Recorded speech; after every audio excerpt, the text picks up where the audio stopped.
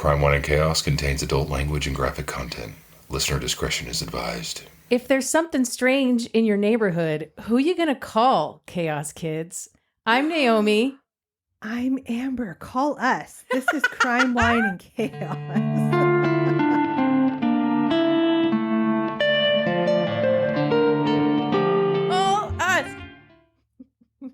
We're FBI profilers and Ghostbusters. That's right. That's right. Hi, sissy. Hi, sister. What's going on? Let's talk about it. You started a detox today. I'm fussy. Do you know, side note, Fussy is the name of the deodorant brand that I buy. Oh, so you're fussy every day. Every day. Good for you. Good for you. But no headache? Did you prepare to go no coffee, or did you go cold turkey? I prepared a little bit, so it wasn't totally cold turkey, but it wasn't. I did gradually wean, but I was more weaning myself off the sugar in the coffee. Sure. You know what I mean? Yeah. Sure. So that's fine. You know what it is more than any thing physical in my body is like an actual, I'm sure you get this, a feeling of missing out. Oh, that's interesting. I don't get it, actually. I mean, I get it. I understand what you're saying. I don't get that when I do this detox because I get more into this mindset of oh, I'm doing this, I get very Rosie the Riveter, put my fist up, I was there too, but how sometimes when you're just I remember feeling this way when I quit smoking. It was almost what am I going to do for fun? Which is so backwards and weird, but But also, the detox you're doing is a total of 10 days. It's not like you're quitting at all these things forever, right? It's a week and a half. It's not. But I guess what I'm saying is more than the coffee being a practical thing for me, it's something that I do, grabbing a glass of wine or grabbing an iced coffee is ooh, that sounds like a fun little treat. You don't have to tell me. I understand that completely. That's the part that I feel oh. Totally. Mm-hmm. When I first started out in recovery, and I was going to meetings all the time, and most of them were at night, right? They start 7:30 at night after dinner, right? And, as most people know, 12-step meetings are notorious for having shitty coffee, at the ready at every meeting. Literally the joke is all you need for a meeting is 2 addicts and a coffee pot. So I would go to these NA meetings and grab the stupid little styrofoam cup with get the coffee and put the sugar and the powdered creamer. It's disgusting. It is not good. There's nothing good about it. But it turned into this thing where I had a hard time, especially in the early days. I had a really hard time sitting in a meeting without holding a cup of coffee in my hand. I think part of it was almost like a security blanket of sorts. It was a little bit of a buffer between me and the rest of the room. I've got my coffee. I'll just be here sipping my coffee. I had purpose besides just sitting there or something. But eventually I couldn't sleep at night. I couldn't go to sleep at night because I was drinking 2 or 3 cups of coffee, like jet fuel coffee at 7 and 8 o'clock at night, and then going home and trying to figure out why I couldn't go to sleep anymore. It's right. So I had to quit. Ugh. And there were times when I would go to meetings, right? And I would just instinctively start walking towards the coffee pot and have to stop myself. No, we're not doing that anymore. It's rough. Totally. No, it's rough. I get it. I started my morning with hot lemon water because it's just my routine of getting up, I get my coffee and I sit and check emails for a little while and kind of. Sure. You probably could have done some non-caffeinated tea. Oh, I didn't think about that. Hot water. They make non-caffeinated teas that are just orange and lemon and mint and. Well, could I drink decaf coffee? Well, probably not because there's still caffeine in decaf coffee. Plus the process of decaffeinating coffee beans is highly toxic. So ew. So that defeats the purpose. Yeah. I would say no on the decaffeinated coffee, but absolutely start drinking non-caffeinated teas. Okay. All right. You might find yourself a new habit. That's what I true. found when I've done these detoxes is I found little things that like carry over even when I go back to sort of eating normally again, like that I take with me. Like, but the first time I ever did the detox, I never ate like just raw like almonds as a snack. But when I was detoxing and I was like eating like that same diet like the whole time, and I would do like a handful of raw almonds, I was like, oh, these are actually, especially because I wasn't doing the sugar. I could taste the sweetness in the almonds and I could taste the flavor of the almonds when I never could before. And I was like, oh, these are actually quite delicious. And it became a very normal thing for me to, eat raw almonds as a snack, which is much healthier than a lot of other snacks I used to eat. So, maybe a new habit will come out of this. I'm proud of you. I didn't know you were going to dive right in like that.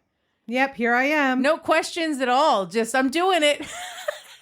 Well, I had questions. I was texting you here and there over the last week. That's true. I printed out your spreadsheet. You did. I was just going to ask you if you printed it out and you just physically check the boxes. That's right. That's what I'm doing. Okay. I did my grocery shopping. I did all the things. So. Awesome.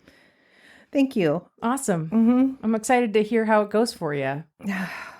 Yeah, well, you'll watch it unfold. We're all going to hear about it, you guys. What are you drinking? Water. A lot of it, right? A lot of it. Yeah. A lot of it. Which is good. It's no, that good is good. It's good.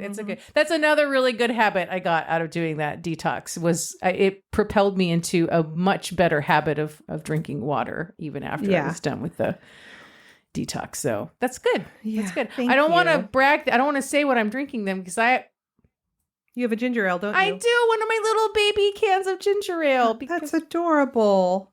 They're adorable and delicious. Yeah, they are delicious. You're fine. You can brag. It's all good. I'm not bragging. I'm just letting you know. Okay. Thank you. Is there anything else we need to talk about, or you want to just dive right into this story so we can get this over with because you're fussy?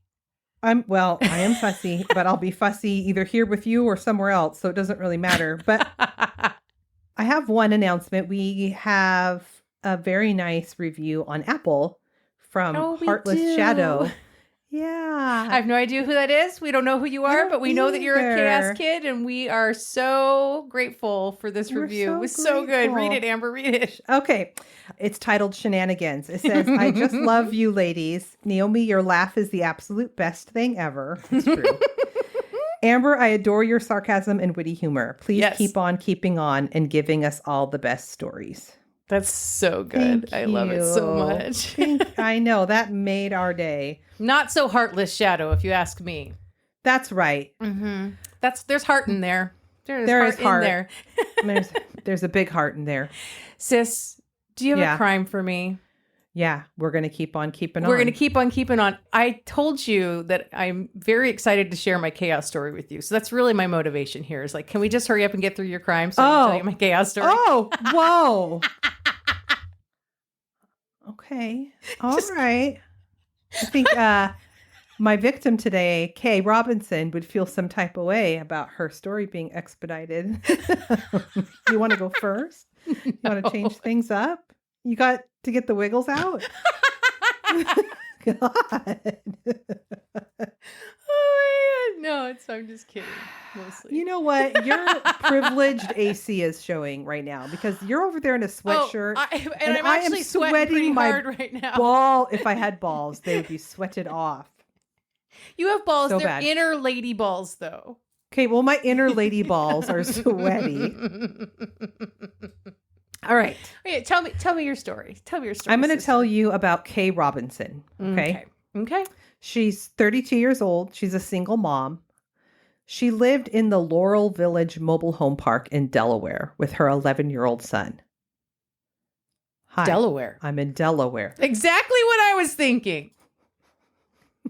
I drove through Delaware. Is it pretty? The section of Delaware I drove through was very rural and lovely, actually. Okay. Yeah. Mm-hmm. Well, where she's at in Laurel is a working class farming town. Mm-hmm. It's September of 1995. Okay. And Carol is awoken late in the night to someone knocking at her door. Oh my God. You know what? The last time you told a story like this, it was horrific. Her Okay. last name was Well. hard to pronounce. Oshaku or something? Yeah. Oshaku? Yeah. Mm-hmm. Oh, was that the husband that wanted to spread his seed? No, that was the one with the guy that claimed that he was on Yes. mushrooms. Yes. Okay, so she looks out the window and sees a man standing on her porch. No. This is straight out of like urban legend or something. But So you've literally told a story almost identical to this before, and I'm mad already. Oh my god. mm-hmm. Okay. She asks him who's there, and the man said that his name is Jack Wilson, and he needed to use the phone Nope. because his car broke down. No, sir. You can walk to the gas station. Fuck off. Mm-hmm. Yep. She tells the man that she's not going to let him in and that he needs to go. Good job, Kay. Yep. She calls 911 and officers come out to her home. And after patrolling the area, they don't see him. And so they eventually leave. They don't see him. That's sus right there. Like he's fucking hiding somewhere. Because like where the fuck did he go if his car was broken down? Yep. Yeah. Mm-hmm. I hate it. I hate this so much. So she goes back to bed and she is woken up a half hour later to a noise in her kitchen. I know. No. So she goes into her kitchen and that same man who was on her porch is now standing in her kitchen with a butcher knife. I know. You know, Team Bear. Hashtag Team Bear forever. I think too, I could be wrong. Maybe somebody knows. I feel like those kinds of mobile homes or modular homes are really easy to break into. I mean, I don't know, but it seems like they might be. Yeah. Which is scary. I don't like it. I don't like it either. So he grabs Kay, and while he's holding the knife to her throat, he drags her back to her bedroom. Oh, motherfucker. Mm-hmm. Her 11-year-old son is still asleep in the next room. The man ties her up and sexually assaults her for 3 hours. Oh, my God. Yeah. At one point, the man told her that he lived in the mobile home park and he also had children. He's like chatting with her. Okay, you know what? We don't give a shit, dude. Mm-hmm. I have kids too. I I hate it. I hate everything. I hate it too. So then the man proceeds to stab Kay nearly 30 times. Oh my God. Before he left her home, he peeked into her son's room, who pretended to be asleep. And as soon as her son heard the man leave, he ran next door to the neighbor's house for help. Oh my Smart God. kid. This little pumpkin. Mm-hmm. So neighbors call 911, and when first responders get there, Kay is clinging to life. She's put into an ambulance, but the EMTs noticed that the attacker had drawn a smiley face on her back in her own blood. What the fuck? Like, I What an couldn't absence. hate this guy more, and now I hate him more. Samesies. Yep. What a fucking piece So- of shit. Sorry. Now you're fussy. Fucking piece of shit. I mean, am I wrong? No, you're not wrong. Also, this is the first time I'm hearing this information. no, So you're getting it's amazing. It's amazing. I didn't realize you would be from the top. You're like, you've done this to me before. I'm like, oh shit. I mean, isn't this like every woman's fucking nightmare? As a stranger comes into your home with a knife and rapes you and stabs you. That is literally the worst Yeah. version. It really is. I'm sorry. It's fine. It's fine. You know what? This is payback for all the kiddos that I've brought to the table recently. Yep. Yeah. It's fine. So Kay miraculously survives, and she says that she would be able to identify her attacker no problem. She said that as she was being assaulted, she made sure to memorize every detail that she could about him, down to how long his fingernails were. Fuck yeah, Kay. Fuck yeah, you did. I hope she scratched the shit out of him too. Well, she was tied up. Oh. She did say that as he was stabbing her, he said, "Are you dead yet, bitch?" Okay. Fuck this guy. So Kay also pretended to be dead so that he would stop. They're always so easy to fool, too. I know. They always believe it. Mm-hmm. Just pretend to be dead, you guys. They'll always fucking believe it. Mm-hmm. You know, sometimes that works with bears, too. Just saying. Yeah, and the bear isn't going to rape you and call you fucking names. No. Nope. So Kay works with a sketch artist, and a composite sketch is released to the media, and the smiley face is not disclosed. So that's the little detail that they keep secret. In addition to memorizing his face, she also paid close attention to everything in her home that he touched. And even though he did make sure to wipe off his prints, he forgot to wipe a blue glass that he had taken a drink out of. Oh, well, there you go. Idiot. So law enforcement... He believed that she was dead just because she pretended to be. Of course he's a fucking idiot. They're always fucking idiots. Mm-hmm. So they're able to pull 3 full prints from this glass. Nice. Mm-hmm. 2 weeks after the attack, the police were called again, and a neighbor was looking out her window and saw a man pull up to Kay's home. He gets out of his car, lights a candle that he puts on her front porch, and then gets down on his knees and starts praying. What the fuck?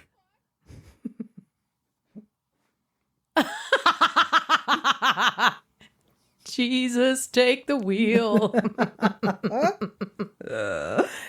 Remember that meme you sent me with the tire falling off and it was all, Jesus, wrong wheel. I don't remember that. I don't think I'm the one that sent you that. Yes, you did. I swear. Well, I'm crediting you. Great. I'll take credit. That's amazing. One of your friends is screaming at the podcast right now. I'm the one that sent you that. So it was Allison the whole time. Oh, God. So this prayer guy is 38-year-old Doug DeSilva. He told police that he was very concerned about the man who attacked Kay not being apprehended, and he was praying for her. Okay. Stay away from this woman's fucking home. Okay, she's first been of all, traumatized. Second of all, dude, does he look anything like the composite sketch? Because that's what I'm thinking. Yes. Okay. So. Okay. He also had a copy of the composite sketch and an article about the case taped to the window of his truck because he said that he wanted to keep an eye out for the suspect as he was driving around. Looking exactly like the composite sketch. Yep, that's my next sentence. He looked exactly like the composite sketch. I'm sorry. You cannot make this shit up. God. Seriously? Mm-hmm. Holy shit. Okay, so this Doug DeSilva, he lived over 100 miles away, but his ex-wife and daughter did live in the Laurel Village Mobile Home Park where Kay lived. Mm. He was also a suspect in a murder of a 16-year-old girl that had occurred just 6 months prior. Apparently he was cleared of that, but... Oh, yeah, he sounds real clear to me. So police bring him in for questioning, and during his interview, he asks for a job application and tells detectives that he's interested in becoming a state trooper. What are you telling me today? I just can't. I'm telling you a story. This just took a hard left to a whole new territory for me. I can't. He would. Oh my God. So can we count this as an interview for my job too? How am I doing? Am I going to be pushed through to the next round or what? Oh my God. Mm-hmm. Yeah, well, first you got to clear a background check. If you'll just give us your fingerprints before you No go. Shit. God. So they do a photo lineup for Kay, and she immediately identifies Doug DeSilva. Mm-hmm. So DeSilva finishes up his job application and turns it in, and Stop it. I'm dying. God. Shit. What? Yes. Okay. And okay. And at the bottom of his application, he had drawn a smiley face. What? Oh my God. This guy. Yeah. So he's arrested and charged for the.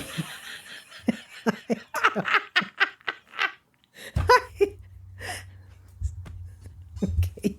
I don't know what you need right now.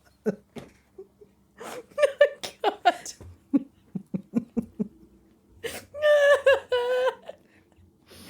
Oh, yeah. Okay. Okay. Okay. Okay. And he's charged for the attempted murder of Kay and rape. Okay. He said while he was being arrested, "Tell her I'm sorry. I didn't mean to do it. I remember going in there, but I don't remember stabbing her." What? Okay. Okay. But his fingerprints didn't match the prints on the glass, and his DNA didn't match the sample collected from Kay's rape kit. Does this guy have a twin brother? I fucking hope there's not two of him running around on this planet. This is insane. Okay. So the investigators are like fucking baffled by this. So they run the DNA again to make sure. And it was not a match. So they have no choice but to release him. So Kay is devastated and she believes that he was her attacker. This doesn't make any sense. Yep. So years go by and the case goes cold. 9 years after Kay's attack, detectives get a call from another detective in Maryland, which was just 30 miles away. And they said they had a case that was very similar to Kay's. It was a single mom living in a mobile home. She woke in the middle of the night to a man in her room holding a knife and a rolling pin. A rolling pin? Yeah. I mean, I guess you could do some damage with a rolling pin. He tied her up and sexually assaulted her and carried on a long conversation with her. He then asked her for forgiveness and left. And this guy was Mark Eskridge. So he was very quickly apprehended for this attack when his prints were lifted from the window that he used to get into her home. Okay. And he also looks just like the composite sketch. He looks like he could be De Silva's twin brother. Okay, side note. This is a totally tangential but semi-related to the topic. I remember reading years and years and years ago that chimpanzees have more possible variations in their facial features than humans do. Really? And that ours are actually we have a much smaller collection of possible like shapes and colors and whatever in our facial features than other primates. Interesting. It's just why I think this happens. Yeah. Where you're like, I found my doppelganger. Yeah. Yeah. I have a doppelganger story we'll circle back to. Okay, great. And it's not the sea witch when she comes on land in The Little Mermaid. No, not this time. Not the... God. She was really pretty when she was a human. She was an asshole. But she was pretty. Okay. Can cartoons be pretty? I mean, sure, of course they can. Okay, so He looks like the composite sketch. He looks like he could be the twin brother of the weirdo who applied to the police department. When Kay sees a photo of him, and this is a photo of how he's looking today, which is 9 years after her attack, she's like, no, that's not him. But they did learn that Mark Eskridge was married with a small child and lived in the same mobile home park as Kay when the attack occurred. Oh.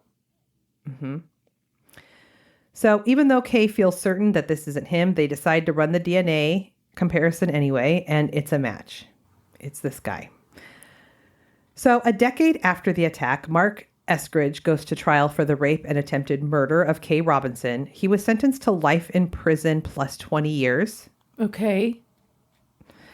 And they were highlighting this on Forensic Files as a good example of how eyewitness identification can go very wrong, especially when someone is under really stressful circumstances. Right. Yeah.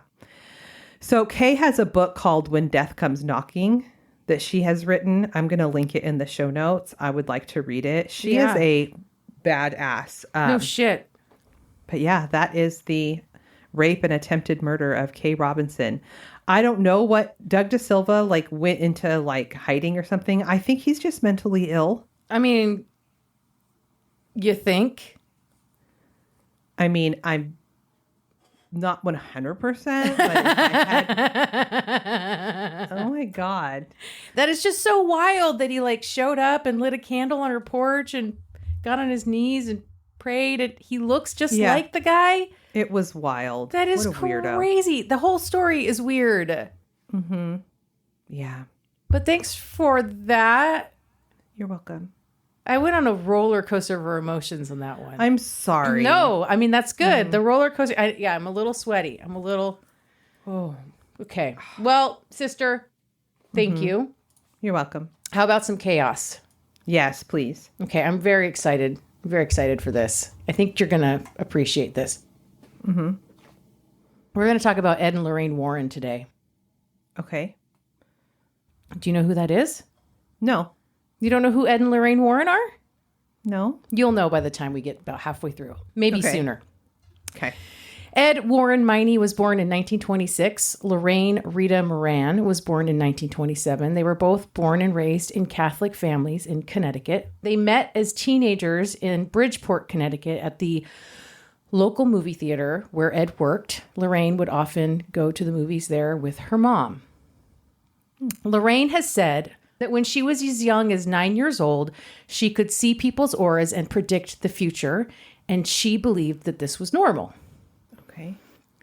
Ed had paranormal experiences as a kid as well. He says he saw a flicker of light transform into the apparition of his family's dead landlady. He also witnessed other unexplained phenomena, like doors opening on their own. Even though Ed was super interested in the paranormal, at the age of 17, he enlisted in the Navy, smack dab in the middle of World War II. While serving abroad, his ship went down. He was given a 30-day survivor's leave. During this break in 1945, Ed and Lorraine got married, and their daughter Judy was born in 1951. After his service, Ed decided to enroll in art school, and this turned into trying to make ends meet by painting scenes of alleged haunted houses in New England. Okay. They used these paintings, Ed and Lorraine, to get their feet in the door, literally, of paranormal investigations, which is what they both wanted to do for a living. So Ed would paint the house. They'd go to the door with the painting. They would use this painting to start the conversation and then wiggle their way into the house to start investigating the claims of paranormal activity. Jeez. Then they would recommend seances and other services. After about 5 years of this, they had finally made a name for themselves as respected paranormal investigators. In 1952, the Warrens founded the New England Society for Psychic Research, or NESPR, the oldest ghost hunting group in New England. Starting this society was a big part of legitimizing themselves and their business. This organization, with its research institution facade, lent an air of academic credibility that Ed declared himself a demonologist. A demonologist. Okay. Lorraine claimed herself to be a trance medium and clairvoyant. Okay. Ed was totally committed to his demonologist practice. He once stated that he entered the field to learn about others' supernatural experiences and find commonality between them and his own. Ed was a true believer. He was only one of 7 recognized demonologists in the country and the only lay demonologist or non-clergy demonologist working at the time. This was apparently something that earned him great respect in the paranormal community. Because otherwise, if you're calling a priest to do an exorcism at your house, that's demonology. I mean, I guess. Okay. Lay person demonologist. Okay. Right. Okay. These are two devout Catholics, Ed and Lorraine, right? Oh, okay. Yeah. Lorraine, however, was surprisingly skeptical of ghosts and hauntings even while working with Ed on investigations. Unlike Ed, Lorraine did not have any firsthand paranormal experience outside of being a medium, and she wasn't deeply immersed in studying the subject. She just wasn't a nerd for this shit like Ed was, right? Eventually, though, Lorraine would come around when she noticed that the stories they heard about hauntings, no matter where they went, often shared similar details. So they chugged along for like 20 years until in 1970, the Warrens received a call for help. A young nurse named Donna had been gifted a Raggedy Ann doll by her mother. No. Shortly after bringing the doll to their apartment, Donna and her roommate Angie began noticing that the doll would move from place to place and leave notes with ominous messages like, "Help me." One night, Angie's boyfriend allegedly woke up to find the doll attempting to strangle him. Oh, God. Seeking answers, the young women sought the help of a medium who told them that the doll was possessed by a benevolent 7-year-old girl named Annabelle Higgins. Ed and Lorraine disagreed. They claimed it was, quote, being manipulated by an inhuman presence. And they told Donna they needed to bless her home and take that doll away. The doll would forever be called Annabelle anyway, and she would become the most famous artifact in Ed and Lorraine's home-turned-occult museum. I have always wondered, okay, so interesting. So that's where Annabelle came from. It has nothing to do. Where did actual Raggedy Ann come from? Was that a cartoon? I don't know. I think Raggedy Ann goes way back. For some reason, I thought way back. Okay, interesting. All right. Okay, keep going. For decades after the supposed possession, no one was allowed to touch the doll except for the Warrens out of fear that Annabelle's spirit would transfer to someone else. In the years following the Annabelle case, many people have found holes in the Warren story. Besides the doll itself, there is no evidence to legitimize the Annabelle case. Additionally, the Annabelle story bears an uncanny resemblance to a 1963 Twilight Zone episode titled Living Doll, which featured a sentient doll and a character named Annabelle. Oh, God. This whole thing is... Okay, keep going. The following year in Rhode Island, the Warrens claimed that the Perron family was haunted by a witch who had lived there in the early 19th century. According to Ed and Lorraine, Bathsheba Sherman cursed the land so that whoever lived there somehow died a terrible death. Jeez. Okay. This would eventually become the story that kicked off the Conjuring series. Oh. But it was Amityville that would skyrocket the Warrens into their royalty status in the paranormal world. Yep. Now I know who the Warrens are. Sorry. I'm like, I can't believe you don't know who Ed and Lorraine Warren are. Fucking Amityville. Okay. The Amityville Horror was a novel written about the events and circumstances at 112 Ocean Avenue in Amityville on the south shore of Long Island, New York. Well, on some day in November, Ronald DeFeo Jr. shot and killed 6 of his family members in their large Dutch colonial home in a quiet suburban neighborhood. He was convicted of second-degree murder in November of 1975 and sentenced to 6 terms of 25 years to life. In December 1975, George and Kathy Lutz and their 3 children, so like the next month after he's convicted, and their dog, Harry, moved into the house. After 28 days, the Lutzes fled the house, claiming to have been terrorized by paranormal phenomenon while they lived there. It would be 2 months later that Ed and Lorraine would show up on March 6, 1976, along with a crew from local station Channel 5 New York and a reporter from WNEW-FM for one night of investigation on the Amityville house. During the investigation, Gene Campbell, I have no idea who that is, took a series of infrared time-lapse photographs. One of the images allegedly showed a demonic boy with glowing eyes who was standing at the foot of a staircase.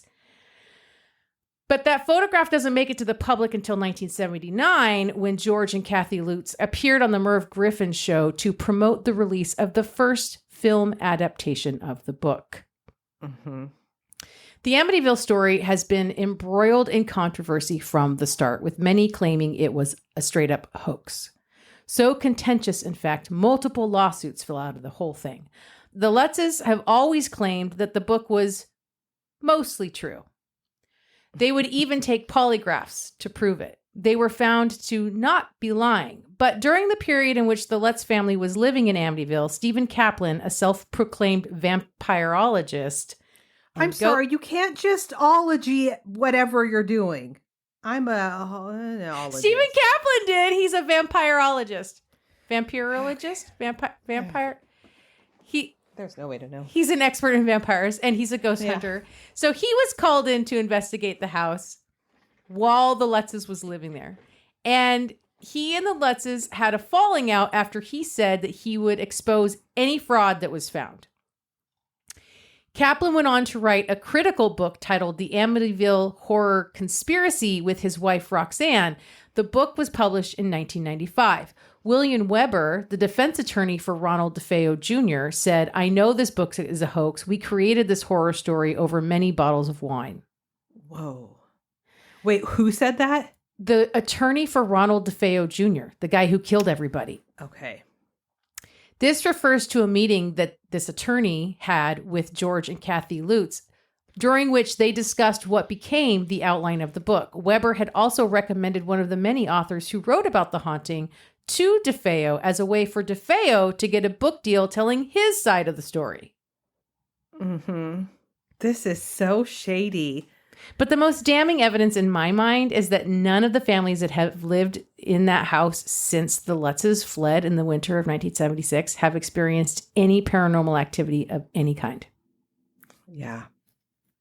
I have heard lots of whisperings about Amityville being a hoax. I also really remember, not when the movie came out, because I don't think I was born yet, but at some point in my very young childhood, I remember mom and dad watching it, and it scared the shit out of me. That negative image of the house with the two gabled windows that looks like the house has like eyeballs. eyes. Yes, it's very creepy. It's very, very creepy.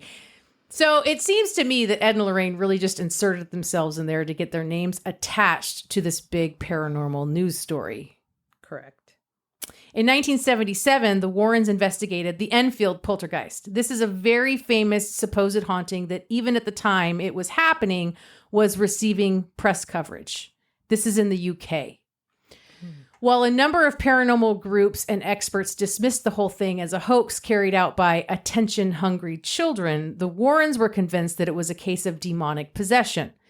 The story was the inspiration for The Conjuring 2, although critics say the Warrens were involved to a far lesser degree than portrayed in the movie. Mm-hmm. In fact, the couple had shown up to the scene uninvited, and they were turned away without ever setting foot inside the house. What? God. Wow. One Guy Lyon Playfair, a parapsychologist who investigated the Enfield case, confirms that the film greatly exaggerated the Warrens' role in the investigation. He stated in 2016 that they showed up one day and that Ed Warren told Guy that Ed and Lorraine could make a lot of money out of the case. He also confirmed that the Warrens were not invited to the Enfield house and that nobody in the family had ever even heard of Ed until he showed up at their door. I hadn't heard of him until you got halfway through this story. So, wow. A few years later, 1981, the Warrens are called to the Glatzel home in Brookfield, Connecticut. According to Judy Glatzel, her 12-year-old son, David, was experiencing distressing paranormal symptoms, and she called in the Warrens for help. Lorraine very quickly determined that David was actually on the brink of possession by a demonic entity. The demons that she doesn't believe in? She believes in demons. Oh, I Lorraine? thought she was like... No, she was skeptical of paranormal activity, but she's a devout Catholic. She absolutely believes in demons. Gotcha. Sorry. So, over the next couple of days, things with David got worse, and Ed and Lorraine told the family that David was possessed and needed help from the church. With the Warrens leading the effort, multiple priests petitioned the Catholic Church to have a formal exorcism performed on David. Over the course of the next few days, some kind of exorcism was attempted, and the end result was that a demon left David's body and took up residence in Arnie Johnson at Arnie's request to the demon. Arnie was the boyfriend of David's older sister, Debbie. Okay. A few months later, Arnie would get drunk with Debbie, their landlord, and Arnie's sister, and that evening of partying would end with Arnie stabbing their landlord multiple times, eventually causing his death a few hours later in the hospital. Whoa. The next day, Lorraine would call up the Brookfield police and tell them that Arnie was possessed at the time of the killing. A media blitz soon surrounded the story, dubbing it the Devil Made Me Do It murder trial.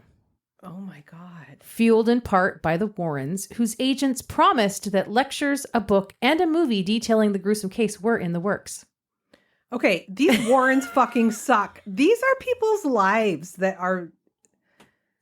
Wow. Arnie's lawyer tried to submit a plea of not guilty by virtue of possession. That's not a thing.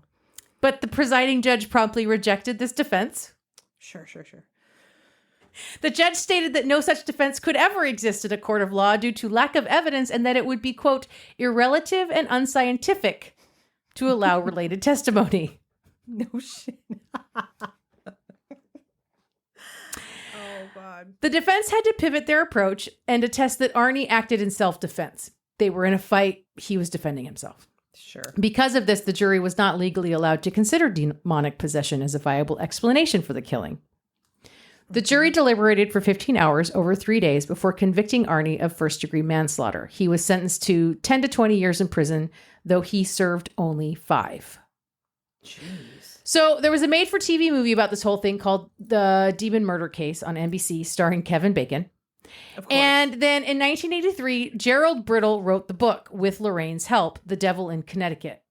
By 2006, David's brother Carl Jr. would come out and summarily reject the whole thing as a hoax by Ed and Lorraine to exploit his family and his brother's mental illness. Mm-hmm. Carl said he was painted as a villain in the book because he did not believe their supernatural claims. He also said the Warrens told him the story would make the family millions and help get Arnie out of jail. He and David filed a lawsuit when the book was republished in 2006 for violating their right to privacy, libel, and intentional infliction of emotional distress. This is awful. And there's a movie that came out within the last 10 or 20 years. There's a more recent version of, there's a movie called The Devil in Connecticut. It might be one of the Conjuring movies, actually. Lorraine defended her work with the family, claiming that the 6 priests who were involved in the incident agreed at the time that the boy was possessed and that the supernatural events she described were real, except no independent verification of this claim about the priests' alleged views was ever provided. Mm-hmm. Gerald, the guy who wrote the book, says he wrote it because the family wanted the story told, that he possesses videos of over 100 hours of his interviews with the family, and that they signed off on the book as accurate before it went to print. David's dad, Carl Sr., denies telling the author that his son was possessed. Arnie and Debbie wholeheartedly support the Warrens' account of demonic possession and have stated that her brother's lawsuit over the book was just a money grab. Yes, this whole series of horrible events inspired the premise of the 2021 film, The Conjuring, The Devil Made Me Do It. Wow. Have you seen those? I've seen like the first 2 Conjuring films. Last year, in 2023, Netflix produced a documentary titled The Devil on Trial, covering this whole story, where Carl Jr. is the only one who doesn't support the narrative of possession, while the rest of his family maintains that it did happen. The one thing they all agree on, however, is that Ed and Lorraine will always find a way to make bank off other people. They made a shit ton of money off the Glatzels, and their promise of millions for the Glatzels themselves was never fulfilled. God, that's fucking shitty. That's the Warrens. Wow. Oh my God. I hated that. I mean, hated that. Okay, so his I'm not family. done. Oh, okay, sorry. Oh no, there's more. Oh God, This good. gets worse. But, oh no. But also, just a quick aside. His family, other than Carl Jr., which I Carl loved Jr. that. and Carl Sr., who I think is dead now. By the time they made this documentary and it came out last year, I think Carl Sr. was already dead because his mom was already passed. And this, I didn't write any of this down, but I did because I've been working on this for a while. So I took the time and I watched the documentary yesterday. And Carl, there's three brothers. There's David, Alan, and Carl Jr. Carl Jr. is the oldest brother. And I think David is the baby. And the three brothers, basically, like, I think it was Alan was like, oh, we're just scattered to the winds now. Like, this just kind of destroyed their bonds because they do not agree on anything. And so, but Carl Jr. said that he was going through his mom's stuff, Judy's stuff, after she died. And he found, she wrote notes all the time and documented all kinds of things. She had journals and she jotted things down and stuff like that. And he found what he believed to be evidence that she had been drugging the family with Sominex. Jeez. And I didn't take the time to look it up because I wasn't going to include it in here, but it's basically a sedative of some kind. And he got the impression that she would literally just put it in their food at dinner time and it would make her three boys and her husband just like docile and then go to sleep.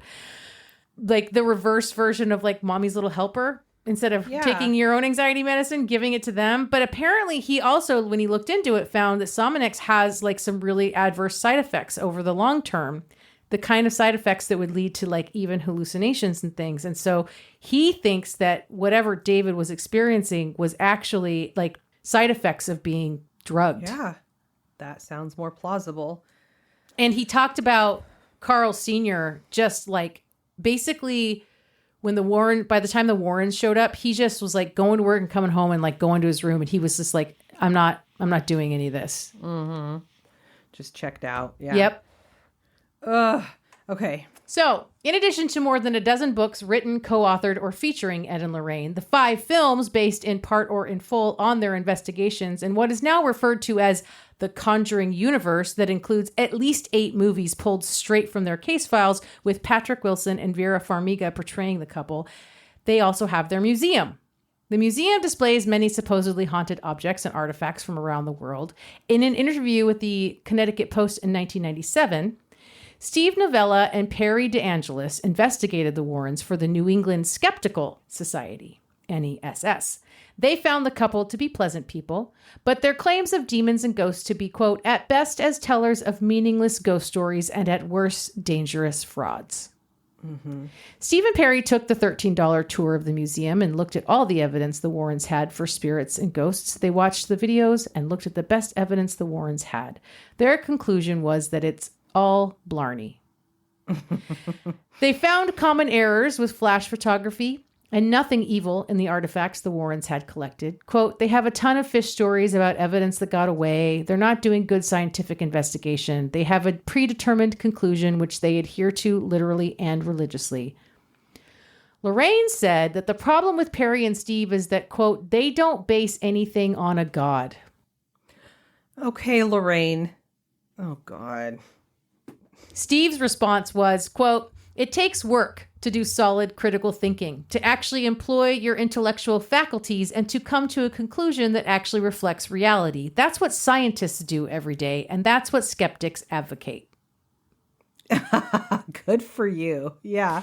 In an article for the Sydney Morning Herald that examined whether supernatural films are really based on true events, that investigation was used as evidence to the contrary. As Steve is quoted, they claim to have scientific evidence which does indeed prove the existence of ghosts, which sounds like a testable claim into which we can sink our investigative teeth.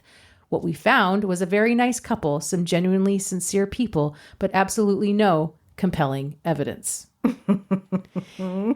Ed told a tour group of the museum in the mid-90s, quote, many of the objects in this room here have had dire effects on people. People have been maimed and killed. What? Yeah, but as many have pointed out, we have nothing but Ed's word for this, and only his word as to the history and origins of the objects in the museum. In an episode of the Monster Talk podcast entitled The Warren Omission, host Blake Smith recalls a documentary in which Ed presents one of these dangerous objects to the documentary crew, saying, quote, That's one of the original books of shadows, which was written in the medieval days. This one here is translated into English. Just the reading of that book has had terrible results for many people. This is not a book that anyone should ever buy, a book of shadows. It goes into incantations and devils and demons and rituals.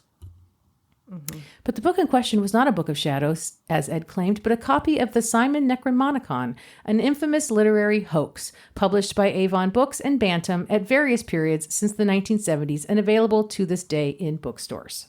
God.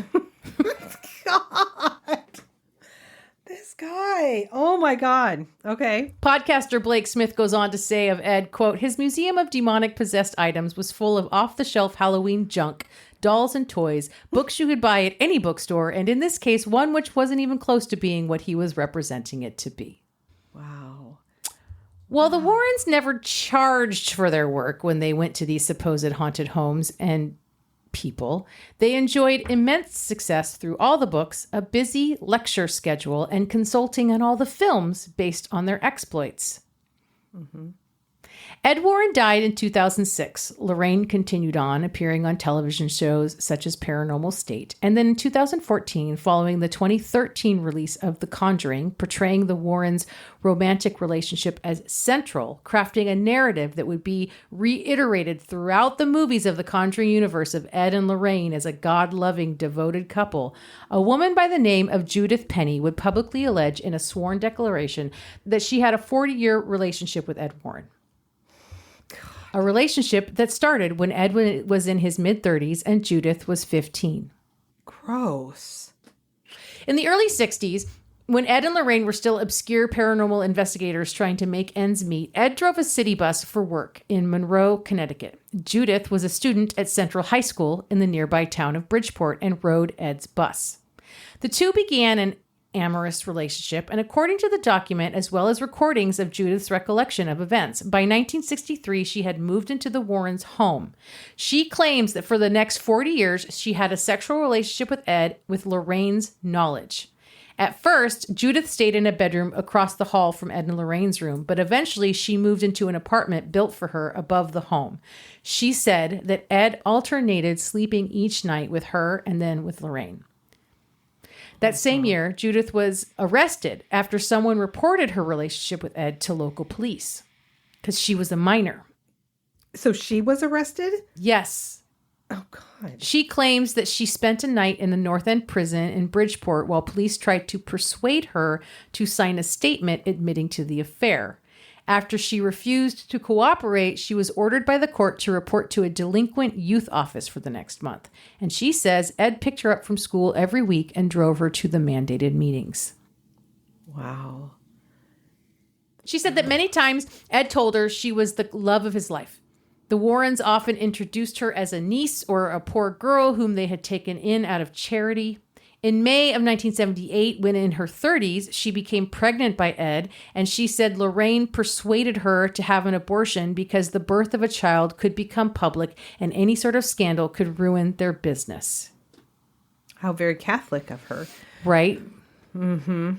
Yeah. In one of these recordings, Judith cries while she says, quote, they wanted me to tell everyone that someone had come into my apartment and raped me, and I wouldn't do that. I was so scared. I didn't know what to do. But I had an abortion. The night they picked me up from the hospital after having it, they went out and lectured and left me alone. Oh. Judith also accused Ed of being abusive toward Lorraine. She said early on in her relationship with Ed, she witnessed him backhand Lorraine so hard that she lost consciousness. In one of the recordings of Judith's account, she said, quote, sometimes Ed would actually have to slap her across the face to shut her up. Some nights I thought they were going to kill each other. Oh, my God. These people are, wow. And Dang, people love sister. them. People love Ed and Lorraine. Mm-hmm. Mm-hmm. Judith also said she helped Ed maintain his reputation as a ghost hunter. He claimed to have captured the White Lady, a ghost who supposedly haunts Union Cemetery in Easton, Connecticut, on tape in the summer of 1990 after camping out in the graveyard for a week. Ed wanted to make a video that would show what the White Lady would look like if she were spotted, so Judith put on a sheet so Ed could record that. Oh. Mm-hmm. Lorraine's attorney said that Judy and Tony Spera, the Warrens' daughter and son-in-law, never saw any of this over the decades they spent with Ed, Lorraine, and Judith. Quote, Wait, they have a daughter named Judy? I know, and yes. Oh, okay. Yes. Ugh. I did the same thing while I was writing it. I was like, wait a minute, isn't their daughter named Judy? Mm-hmm. Quote, the Warrens opened their home to Ms. Penny when she was 18 and had nowhere else to live following a childhood of neglect. During much of their career, Ed and Lorraine were on the road working on cases and giving lectures, and Ms. Penny lived at and watched their house. That's what Judy said. Judy and Tony also say that Judith had a long-term boyfriend for much of that time, whom she eventually married, and the couple spent holidays with their family. Judy and Tony believe Judith is now being manipulated. It should be noted that while Judith did publicly state this following the release of The Conjuring, she has not been party to any of the litigation involved with the films. That's good. Also, I didn't write this down, but it was pointed out in one of the articles I was reading where they were like, okay, so Judy and Tony are like, no, she came over, she started living here when she was 18. They just, did a nice thing for this young woman or whatever. Mm-hmm. But the arrest of her before she was 18 is on record. That happened. Mm-hmm. It's also been pointed out that it's quite strange that Lorraine's deal with New Line to serve as a consultant on or model for The Conjuring includes unusual restrictions. The films couldn't show her or her husband engaging in crimes, including sex with minors, child pornography, prostitution, or sexual assault. Neither the husband nor wife could be depicted as participating in an extramarital sexual relationship. None of this is typical language in these types of deals. Weird. Lorraine passed away in April of 2019 at the age of 92. Her daughter Judy and son-in-law Tony maintained the home/museum, which was closed in 2019 or 2020 due to zoning laws about a business being run out of a residential building. It is now only available to a select few individuals. The next installment in the Conjuring universe, The Conjuring Last Rites, is scheduled for release in 2025 and has been said to be a finale of sorts of the stories in the franchise that have come before, but is in no way the end of Patrick Wilson and Vera Farmiga portraying Ed and Lorraine on the big screen. There is no way that New Line Cinemas and Warner Brothers Pictures are going to let that cash cow die. Oh, shit. And that is the story of Ed and Lorraine Warren. Wow, sister. That is wild. Oh, God. And if you see, especially Lorraine, Lorraine was more camera ready. Mm-hmm. And if you look up, she was on Paranormal State, quite a bit. And a bunch of other shows where it was Lorraine Warren would show up and do her psychic medium thing on the space kind of thing. And as soon as you see her, you recognize her. Yep. Mm-hmm. I just looked her up. Yep. Mm-hmm. Wow. Oh my God. I had no idea. No idea. Huh. That was amazing. Now you know why I was so excited to share this one with you. Yeah, that was... I knew that I've heard whisperings of the Amityville thing being a hoax, of course, but I thought that the perpetrators of that hoax were the Lutzes. Well, okay. And I wonder who even knows, right? Because it's possible the whole thing was pre-planned. They moved in right after that guy got sent to prison, knowing everybody knew it was a big story. Right. So they moved into this house and then less than a month later they're fleeing the house. Mm-hmm. Right. Yeah. It almost feels calculated and planned. Yep. Ugh. Wow. The documentary on Netflix, The Devil on Trial, that's worth watching. It was kind of, it's sad, but it's worth watching. Mm-hmm. It's interesting stuff. Wow. But yeah, there's no evidence that story about where the doll Annabelle came from, is even happened. But yeah, the Conjuring universe, they're on they have 7 or 8 movies now. They're big blockbuster fucking movies. Mm-hmm. And they're all from the case files, quote unquote, of Ed and Lorraine. So now Tony and Judy are like, you know, managing the estate at this point, and who knows how much they're actually getting out of, you know, these these Hollywood movie deals, but they're not, I'm sure it's not nothing to shake a stick at. You know what I'm saying? No shit. Wow. Mm-hmm. That was amazing. We did it, sis. We made it through. We did it. We totally did it. Hey, you guys, so sweaty. Your review could be read on the podcast too. So you could go type us up a review on Apple Podcasts. You put a little good word in for us. At the very least, you could rate us wherever you listen to us, because the more ratings we get, the more likely people are to find us. That's right. If you want some of that bonus content, you can get an extra episode every month and get a shout out on the podcast. And new episodes drop a day early over there if you join the Chaos Kids Club over on our patreon.com/ crime, wine, and chaos. It's true. I think that's all. I think that's it. Yeah. I'm so sweaty. I know. I love you. I love you too. Enjoy your detox. No, that's some fucking chaos right there. My God, sister, this was chaotic. So chaotic. Bye. Bye.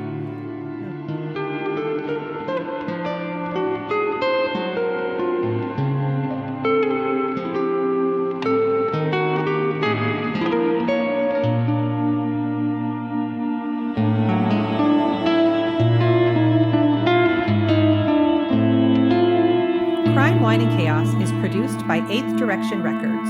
Artwork by Joshua M. Davis. Music by Paul Abner. If you would like to support the show, you can visit our Patreon page at Crime, Wine, and Chaos /Patreon. Cheers. That is just so... Oh, you muted yourself. I'm sorry.